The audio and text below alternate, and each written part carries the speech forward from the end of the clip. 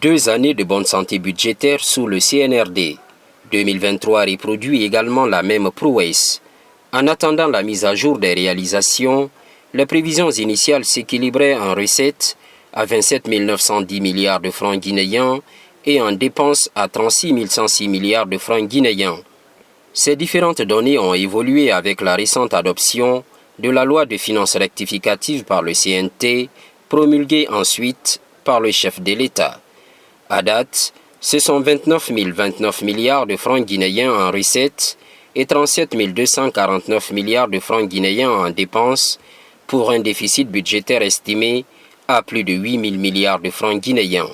Conséquence, les efforts de mobilisation des ressources intérieures se sont accrus pour les régies financières.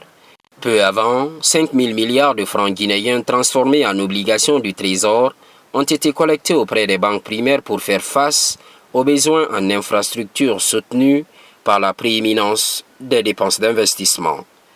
Parallèlement, un nouveau programme d'appui à la mobilisation des ressources intérieures et au corps de contrôle déroule son agenda. Amérique est né des cendres du PACAF. Il va s'étaler sur 4 ans à travers un financement de l'Agence française de développement et de l'Union européenne. Certes, les recettes sont mobilisées, mais leur sécurisation demeure une autre paire de manches. La solution réside dans la digitalisation des procédures fiscales et douanières. La Direction générale des impôts déploie, en plus de e-Tax et de SAFIG 1, la 2e génération de SAFIG. La plateforme permet zéro cash en termes de déclaration. Le paiement en cours de la CFU et de la TUV, taxe unique sur les véhicules, vient confirmer le dispositif. Mais les efforts restent à fournir au niveau déconcentré, où les centres des moyennes entreprises sont désormais opérationnels.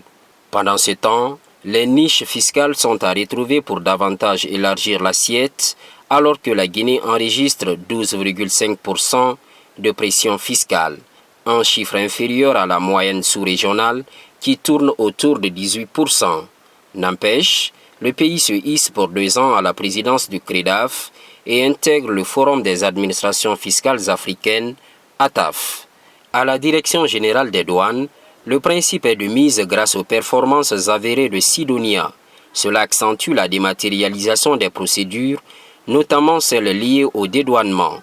Le suivi électronique des marchandises en transit est également lancé en collaboration avec le guichet unique du commerce extérieur de Guinée.